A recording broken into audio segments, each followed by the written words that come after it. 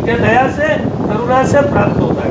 दूसरा बात, वो मूल बात वो बोले, एक ठाकुर जी का विधान जिसमें इष्टवृत्ति और सतनाम, ये दोनों मूल बात है जो हमको उनसे जोड़ के रखती है। और दूसरी बात क्या है ना, उनका प्रेम, उनका दया, उनका करुणा।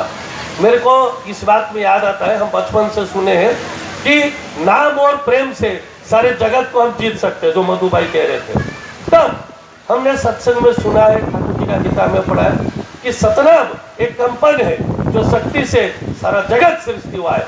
जब इसके सृष्टिकर्ता स्वयं ईश्वर पुरुषोत्तम धरावतरण करते हैं, तब वो दया करके सतनाम बीज मंत्र लेके आते हैं। अर्थात ये नाम ही उनका स्वरूप है। इसको मनन करना मतलब उनको अपने अंदर लाना, उनके जैसा बनना। ठाकुर जी हर किसी को उनके जैसा बनाना चाहते हैं।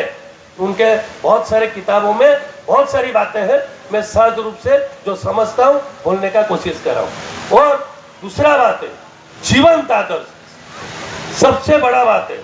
इसका बात बोलने के पहले एक सुंदर घटना कहता हूँ। भुवनेश्वर में एक बहुत बड़ा उत्सव था, परम पूज्यपाद श्री श्री आचार्य देव जी गए थे। तब उन्होंने कहा, हम वो जो प्रैक्टिकल बोल रहे थे, दोनों को मिला के कह रहा हूँ कि हम बड़ी बड़ी बातें करते हैं, विश्व में जितने नगराधिग्रम सर्वत्र प्रचारों का ये सतनाम, वो तो ठाकुर जी बोले हैं मैं करूं नहीं करूं होगा ही। आज मेरे माध्यम से कुछ दीक्षा हुआ, अगर मैं दुनिया में नहीं रहूं तो क्या दीक्षा नहीं होगा? होगा। ठाकुर जी का काम मुझे इंतजार नहीं करता है, दीक्षा लेने वाला व्यक्ति मुझे इंतजार नहीं करता है, मैं दोनों को इंतजार करता हूँ जी। मेरा मंगल के लिए जो बोले दूसरे का मंगल होगा तो मेरा मंगल होगा।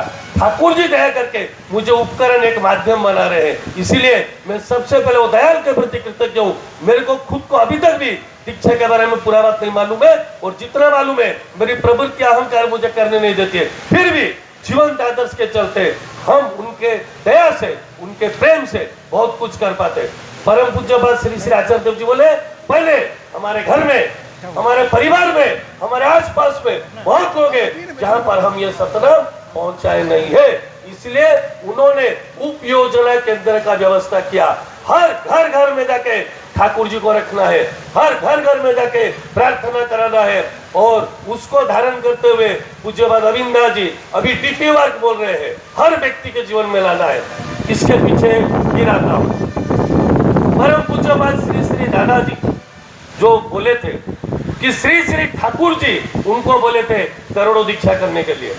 परम पूज्यपाद श्री श्री दादा जो दुर्गापुर के रहते, वहीं पर मैं जितना सुना हूँ, परम पूज्यपाद आचार्य देव जी को और पूज्यपाद अविंदा जी को बोले कि ठाकुर जी उनको बोले थे, वो दीक्षा तो हुआ लेकिन हर दीक्षा को पालन कराना है। जो बार बार कह रहे थे इष्टवृत्ति से दीक्षा चेतन, मंत्र चेतन मन, ये दोनों से हम ठाकुर जी से जुड़े रहते हैं।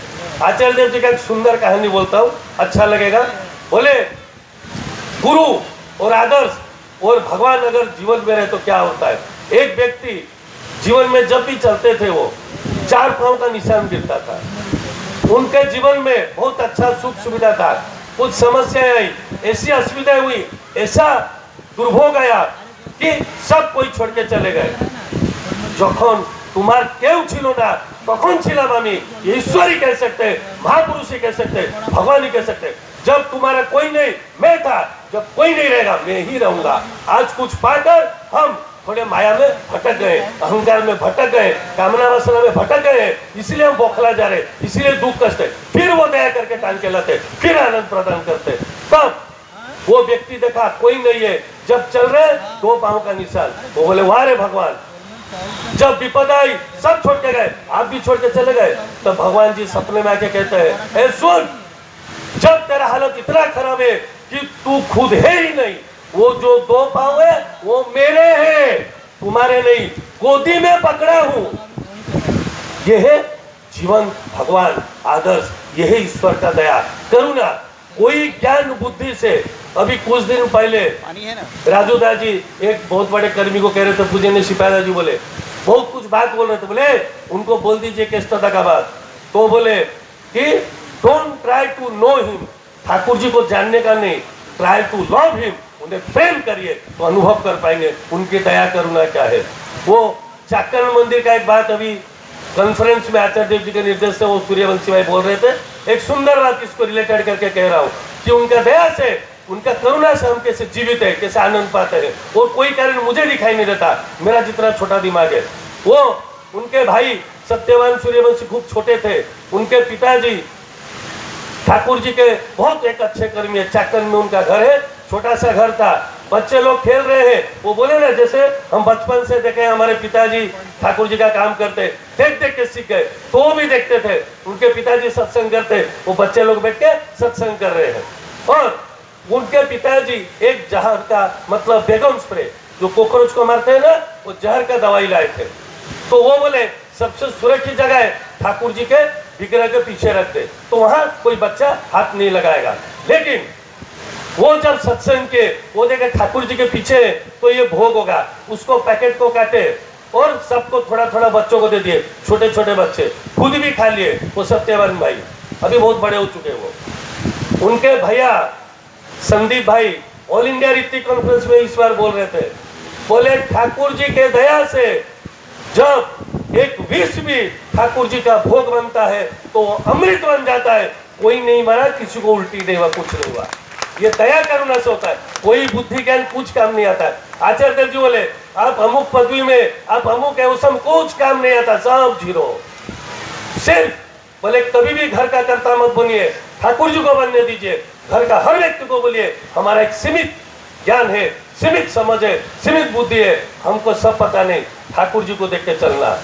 एक ही आचार्य देव जी बोले कितना करुणा का बात है, बोले हम जब पैदा हुए हमारी धर्म पत्नी नहीं थी, जब एक उम्र में आता है एक व्यक्ति, उसके माता पिता नहीं होते, ठाकुर जी को दिखा के बोले विग्रह को, फोटो को, बोले एक ये जो थे है और रहेंगे, ठाकुर जी रखना है तो उनको साथ रखिए, किसी को दिलाना है तो उनको दिलाइए। ये दया करुणा का बात कौन किसके साथ रहता है। आचार्य देव जी बोल रहे थे कलकत्ता में एक बिटिया रानी, बहुत सारी माताएं बेटी है, असुरक्षित अनुभव करते हैं, आज माहौल ऐसा बन गया है, आ रही है, डर लगा है, ऑटो में आ रही है, ठाकुर जी का नाम करते हुए जब पहुंचती है, ऑटो वाला भाग के जाता है, वो भय करती है, पैसा तो दे दिया फिर क्यों आती है।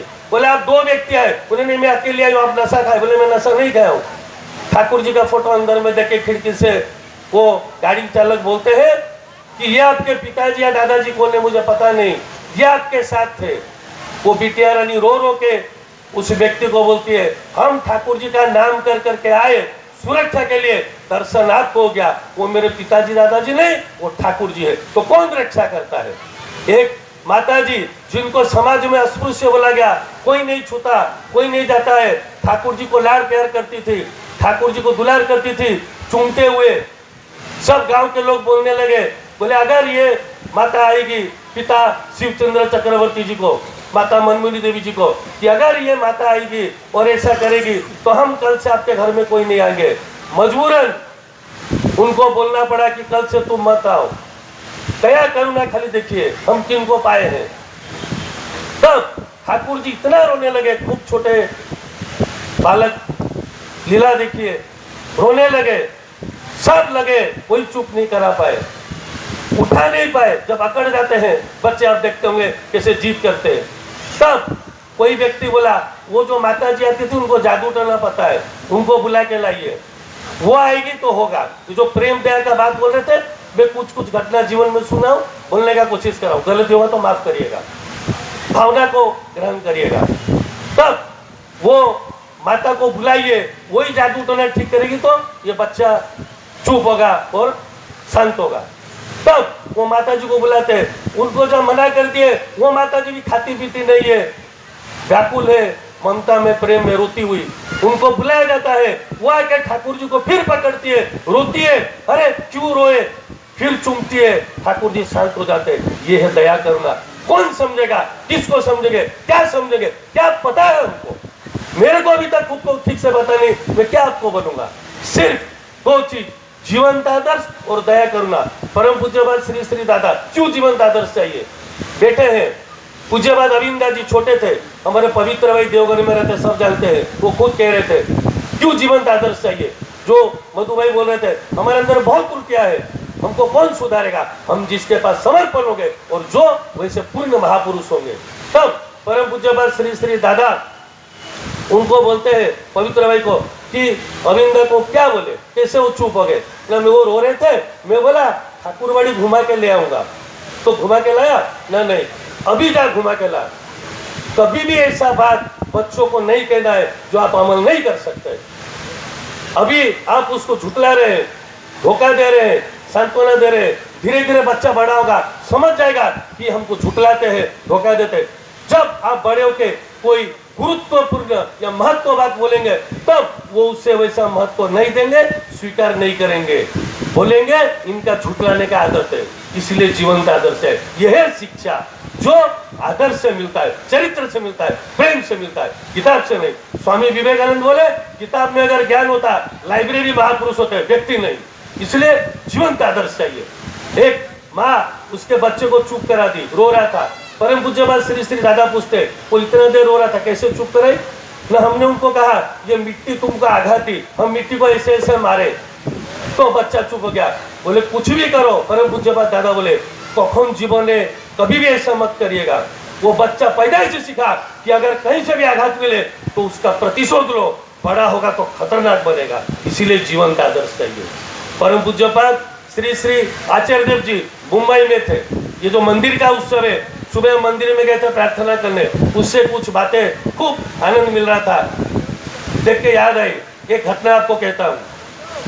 परम पूज्यपाद श्री श्री बड़दा जिनको जीवन सत्यानुसरण बोला गया, ठाकुर जी के जीवन के, ठाकुर जी के विधान के अगर जीवन प्रतिबिंब कोई है तो वो है परम पूज्यपाद श्री श्री बड़दा जी। ठाकुर जी दया करके लाए हमारे लिए।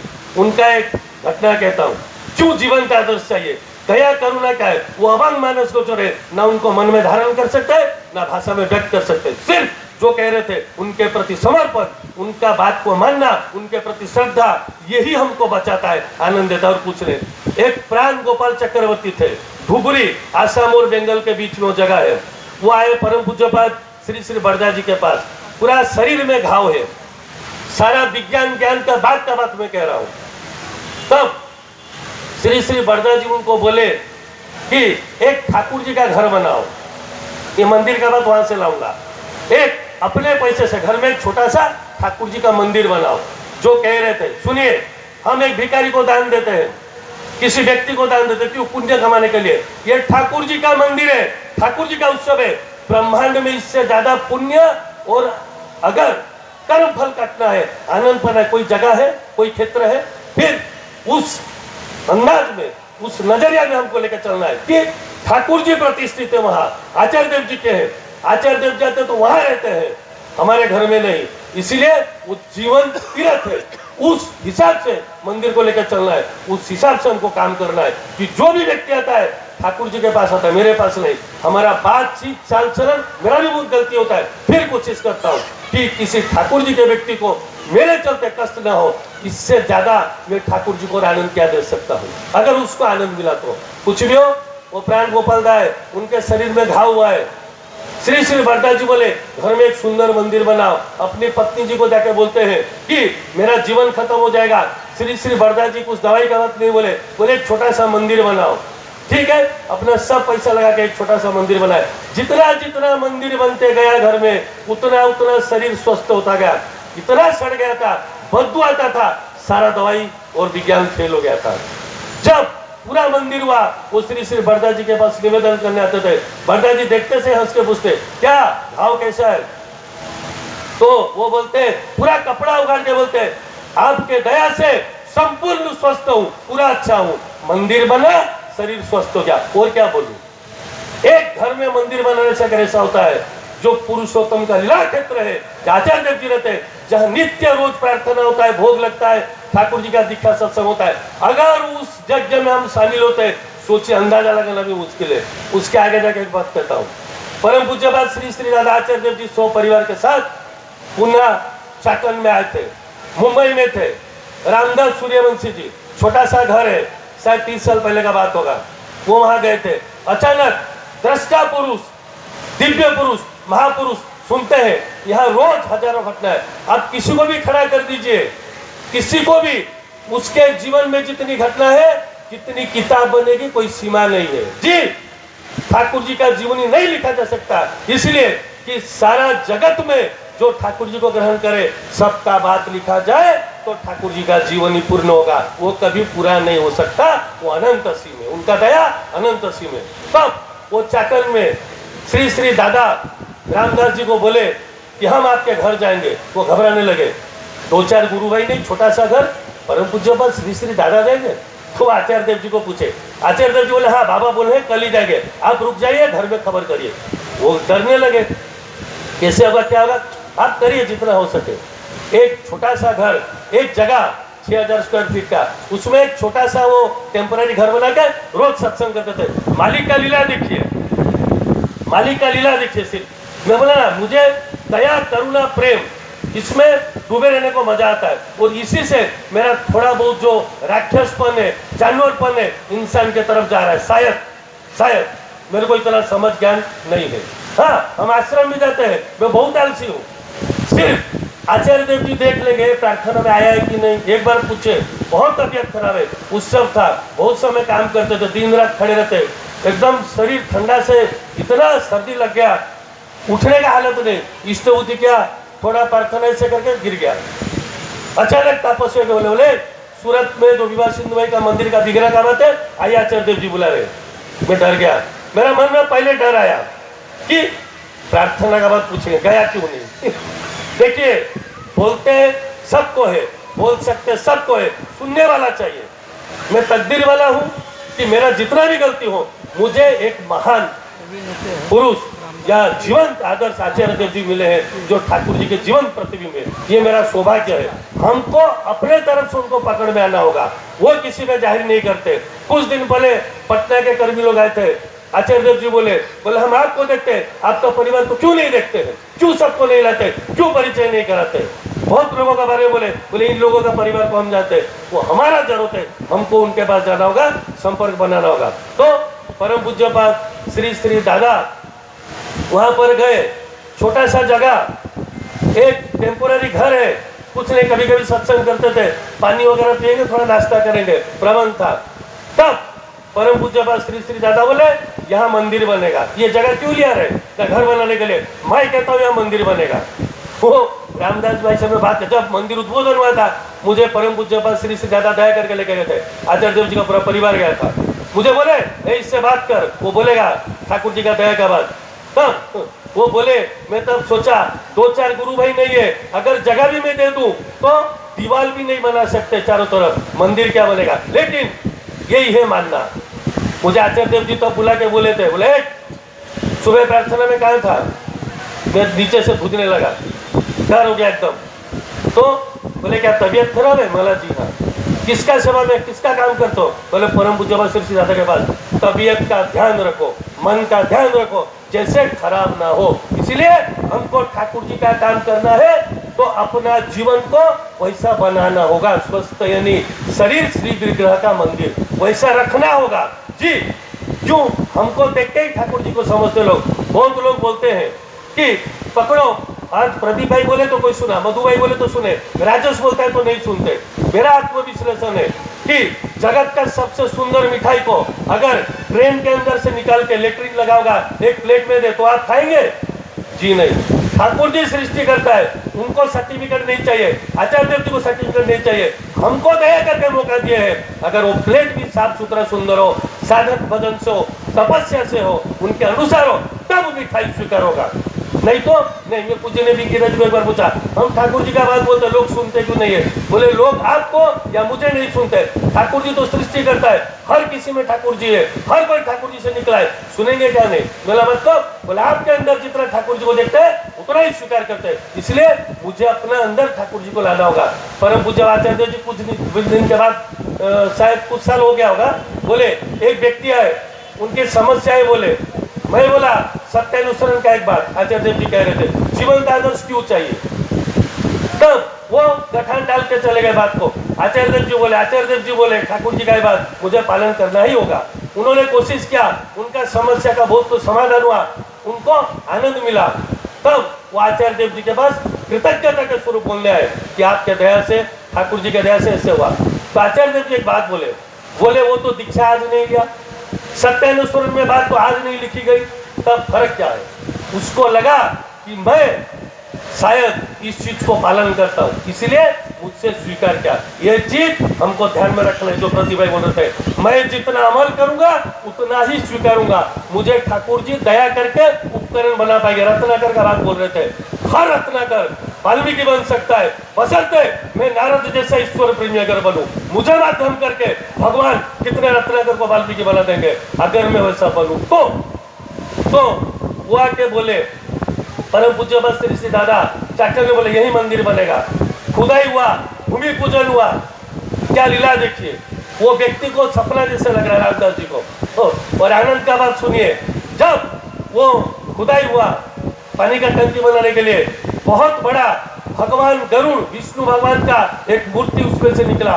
तो आसपास के जो लोग हैं वो आके सहयोग किए, उन्होंने शामिल हुआ और वो बोले कि जो आए थे वो स्वयं दृष्टा पुरुष, वो स्वयं भगवान है। उन्हें कैसे पता चला कि यहाँ पर भगवान गरुड़ का मूर्ति है, यही मंदिर बनना है जी। और वो मंदिर भी बहुत कम दिनों में बना, ठाकुर जी के दया से वो मंदिर बहुत कम दिनों में बना।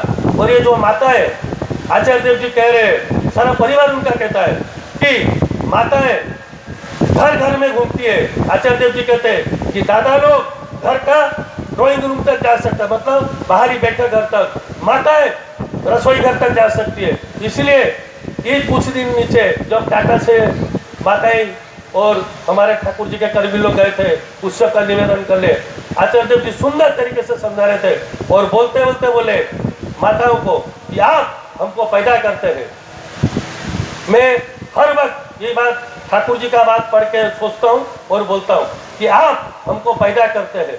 एक नारी दो आत्मा को एक शरीर में धारण कर सकती है, तो मेरे लिए आप माँ है। वो माँ के बारे में मैं क्या बोलूंगा, जो मुझे पैदा करते हैं मैं उनके बारे में क्या बोलूंगा। इसलिए आचार्य देव जी माताओं को बोले घर घर घूमिएगा और आप जो कर सकते हैं दादा लोग भी नहीं कर सकते। और वो आज हम टाटा में देख रहे हैं कि माताएं कितना सुंदर रूप से घर घर में जाके ठाकुर जी का जो प्रतिष्ठा है, फोटो रखना, डीपी वर्क सब कर रहे हैं। तो वो रामदास जी की धर्म पत्नी जी, उनका एक सुंदर बात कहता हूँ कि वो जब मंदिर का काम शुरू होगा, वो पति पत्नी मंदिर में जहाँ बनेगा, बना नहीं था, वहाँ रहते थे। एक भाई तुकाराम कुलकर्णी, वो कुछ ये नर्सरी वगैरह का काम करते थे, घास फूस वगैरह, फूल पेड़ पौधे का। वो एक छोटा सा ट्रॉली में लेकर जा रहे हैं।